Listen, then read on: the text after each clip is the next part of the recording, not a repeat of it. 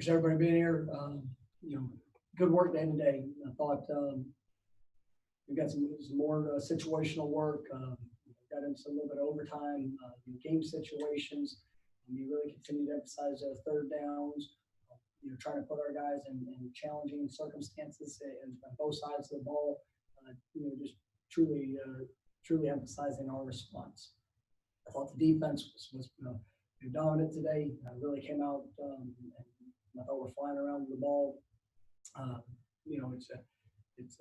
excited about the potential of the group. It's going to continue to work with our consistency in every aspect. Offensively, still coming along. Got a lot of learning. Working a couple different rotations and in regards to every position. I see potential there, but obviously potential is not going to do a whole lot for us if we can't go out there and maximize it. So that's a challenge to that group. Special teams getting a lot of good work. Really excited about what I'm seeing from our specialists and the buy-in from our guys in all aspects of what we're asking them to do. And so that leads up to tomorrow.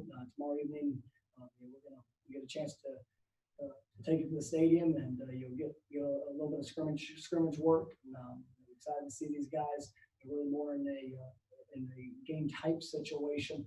This will be our first time of kind of putting them in that situation, and we're going to get a chance to see how they respond. So it should be a great day, and definitely looking forward to it. First question will be from Warchant. Hey, Coach, have you seen any separation yet with the quarterbacks, and how much will scrimmages weigh more than the 11-on-11 stuff you guys do during practices, or is it the same? Yeah, I mean, that's definitely seen a lot of good work, really, from all four of the top guys, and I think they've shown flashes, and once again we're looking for that consistency in all aspects, but you definitely I've seen growth in all of them, and the two freshmen, they're coming along. You could tell that it's a lot of information for them, but they are absolutely embracing this process, and you're seeing them get better each and every day. And probably take a good look at those guys, in the scrimmage situation, with it being their first college scrimmage and first, real live type action work. So we'll get a great sense of where they are. But I mean, the scrimmages play a big role. But it's going to be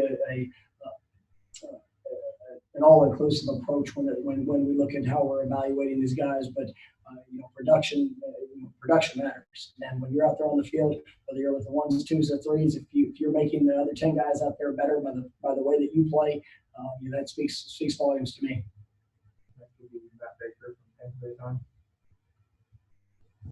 Hey, Mike, to follow up on yesterday, have you had a chance to talk with Warren or the other two guys about what was said and kind of clear the air, or where do things stand there? Oh, I haven't.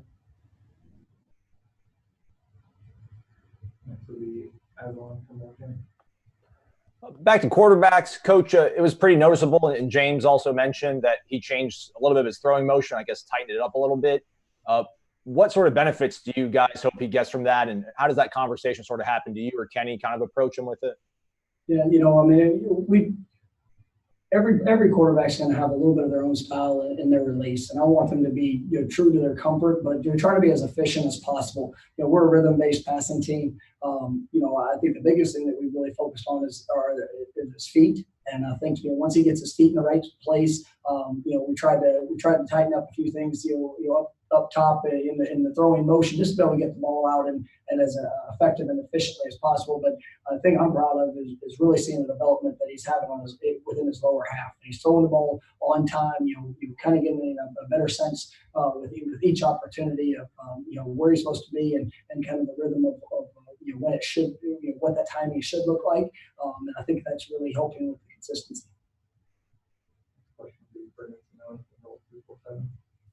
Hey, Mike, how's it going? It's going well. Yourself?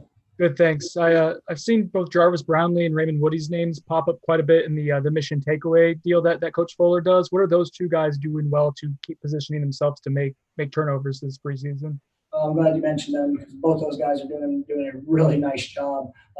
Not only with what they're doing on defense, I mean they're showing up their effort, continuing to buy into the technique and fundamentals of playing the position. But they're putting all they have on the field, and that's also showing up huge in special teams and their special teams work.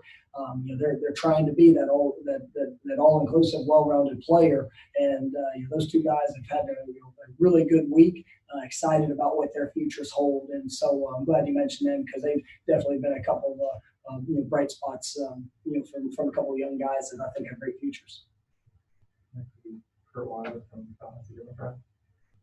Hey, Coach, I know you have kind of a history of pulling guys from all over the roster to kind of fill that fullback role. I was wondering who you've kind of tried out on this roster in that role. We've got a couple of guys. DJ Lindley, who's a young freshman. DJ was a running back for most of his high school career, and really moved to linebacker his senior year. But he's one I'm excited about. Amani Kerr, is a young man that you're kind of into depth at the linebacker position, but you really kind of embraces that role. You've got a couple other potential options. That's going to be a big part of probably this next week. We're going to start looking at instituting that position a little bit more. We're excited about the potential of a couple of guys. We'll see how that all plays out. Good afternoon, Coach. How's it going, Dave? Good. Hey, you mentioned this is going to be it's hard to believe your first ever scrimmage that you've held as the head coach at Florida State tomorrow. Can you walk us through, since you haven't done one here before, can you kind of walk us through what you do in that scrimmage and if there's something unique that maybe you do in a scrimmage format that maybe other coaches don't? This first scrimmage is going to be very situational. And I said it'll all be dictated to starting field position, making sure that we hit every landmark.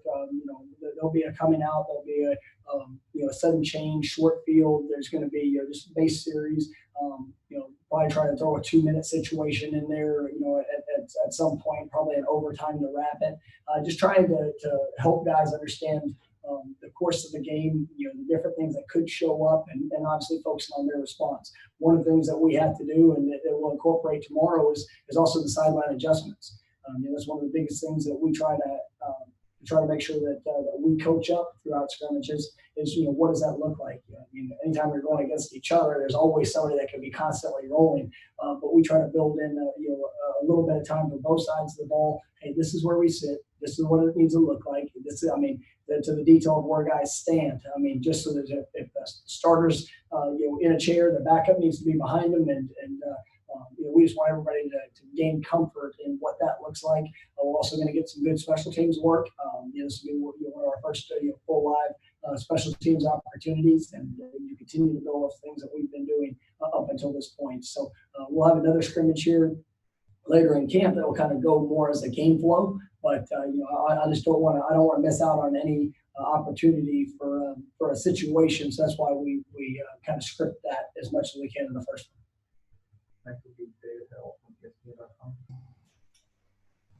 Hey, Mike, I appreciate the time. I wonder if is there a rationale for why you didn't reach out to Warren after those comments? And did you have an opportunity to talk with the rest of the team last night to kind of make sure everybody is on the same page? I know when we talked to you yesterday, it was right after practice. You hadn't had much time to digest any of this. I can tell you that this team is on the same page. That's where I'll leave it. Hi, Coach. How's it going? You're doing well. How yourself? Not too bad. My question is about recruiting, because I've seen this trend of players. Coaches always love their dual sport athletes, but now we've seen players get scholarships in both sports and come to the school and play. I'm just wondering what your thoughts are on it, especially at a school at FSU where baseball and basketball are kind of more high level and you're looking for different athletes there. Absolutely. I think that's one of the greatest things about Florida State is the rich tradition of 2-sport or even 3-sport athletes in some cases. And it's something that we definitely embrace. Here in this first signing class, a guy like Corey Wren, is going to be able to run for our track team here in the spring semester. We feel like that provides a great opportunity to get some potential, other dual sport guys that, the biggest thing that I always want to ensure or make, for these guys as they go through the process is that we want to make sure they're making a positive impact in both sports. And, I don't ever want to keep a young man from an opportunity of fulfilling a dream if it is to play both sports, but also want to make sure that they're maximizing the potential they have, in both. And if they're not going to be productive contributors in the other sport, then we want to focus on what they're doing here on the football field and making sure we're maximizing the time that they have throughout their career. Go back to Iowa. Josh Kando, obviously is a really bright guy and a very talented guy. It seems like listening to him talk over the last few months, it's obvious how focused he is, and seems like there's a great determination, I'm sure, because of coming back from the injuries and things like that. Have you sensed that from him, and what have you seen from him so far in camp? I really enjoy building the relationship with Josh. And, from when I first got here, I remember our first meeting there in December, and just, Josh is very, very intelligent. And, just seeing the maturity of what he has, he doesn't always say a whole lot, but he's always watching. And I think that's an area that we've built a great relationship throughout that time. And, he's got a lot of respect for his coaches. He's got a lot of respect for his teammates. He understands the importance and the necessity of work. Josh had a big time play today in practice. It was just an effort play.